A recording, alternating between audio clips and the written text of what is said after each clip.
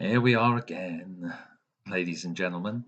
Um, the other day, I was asked about meditation, and I thought I'd do a quick video about this because I think there is general interest around it. But a lot of people, when they start to look up on the internet or wherever, they get a little bit confused, or they just think, oh no, this is too much of an investment, and I just haven't got the time, or whatever it is. So I thought I'd do a quick one on meditation because it's something that has absolutely transformed my life. And I wanted to share with anybody and everybody the benefits of that. But it can be quite daunting for someone who's never done it before. So I just wanted to explain a little bit, as I understand it, about what's happening um, in today's society. And it comes down to states of mind. And Dr. Joe Dispenza talks about this if you follow any of his work. And he talks about having two particular states of mind. They are survival and creation.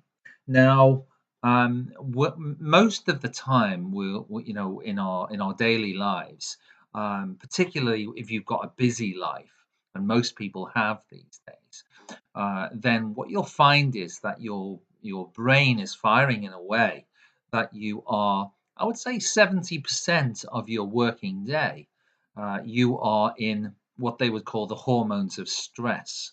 Now, we know from previous videos, and we know from perhaps our own study, that the hormones of stress are created from what is historically known as the fight or flight response. And these basically responses used to be great for cavemen, as we know, but now the fight or flight response neurochemistry is firing as a result of the stresses of our modern day lives. So, for example, your emails, your work colleagues, your relationships, your jobs, your search for jobs, your finances, your relationships, all that kind of stuff. So we kind of need to be in a constant state of vigilance if we're going to combat that, because those chemicals are firing all the time, and we know things like cortisol and adrenaline are great for that very short-term burst of energy that you need in a fight or flight response, but they're pretty terrible for your system if you are drenched in that kind of chemistry all the time. And so, as we also know from some of the videos that I've done, and also maybe some research that you've done, uh, we can actually make ourselves sick, and we can make ourselves sick with our very thoughts.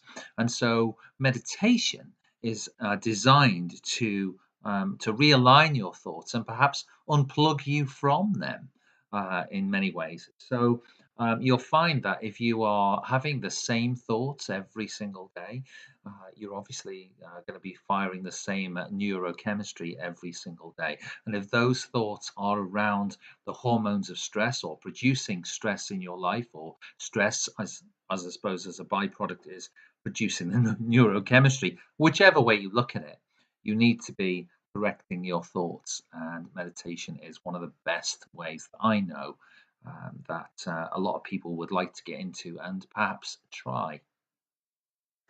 Um, and so what we end up is this kind of this situation where what we don't even find that we can invest any time in ourselves. We think, well, I'd like to try meditation, but I just don't know where I'm going to fit it into my day.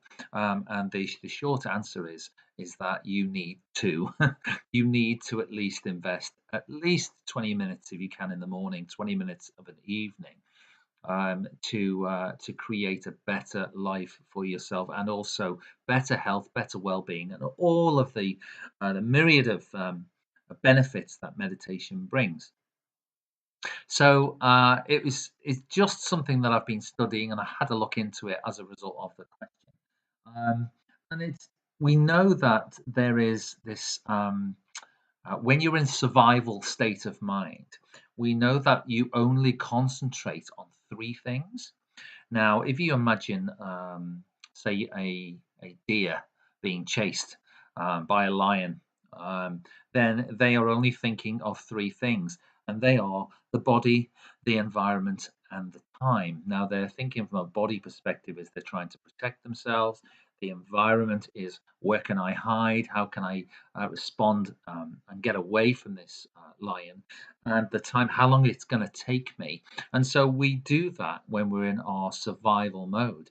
So we're just thinking about along those lines. And in those moments, we are not creating. We are not in a state of creation, which is the other state of mind that I was going to talk about. And in order to create that other state of mind, we have to get our brains into a different place. And we have to fire and rewire a lot of our thinking. And the only way that I found that has been really useful has been through meditation. And you have to get this, you have to get the brain into a coherent state. And mostly you'll find that you can do that with meditation. Now, in a survival mode, what you'll get is a fragmented brain. And that is all parts of the brain will be firing at different times. And they'll be trying to produce some kind of sense of things. And this is where people get really foggy and they get really confused about what they want in their life or how they want to, and they start worrying and they start thinking about past problems and future problems. And it all fires in the wrong way. And so, what we have to develop through meditation is a coherence, a brain coherence. Now, we need to do this in the morning and then in the night. We need the morning sort of meditation to set ourselves up, and we need the evening meditation to reflect on what we did during the day and what improvements we might or might not have made. So there is a huge benefit around meditation, but it is quite a scary subject for a lot of people. But it's not scary at all. And in coming videos, I'm going to be talking more again about meditation and offering some very quick examples of how we can do that. Not all meditations are suitable for everybody. You have to choose, and I use two particular types. I use japa meditation because the chatter in my mind sometimes is a little bit loud.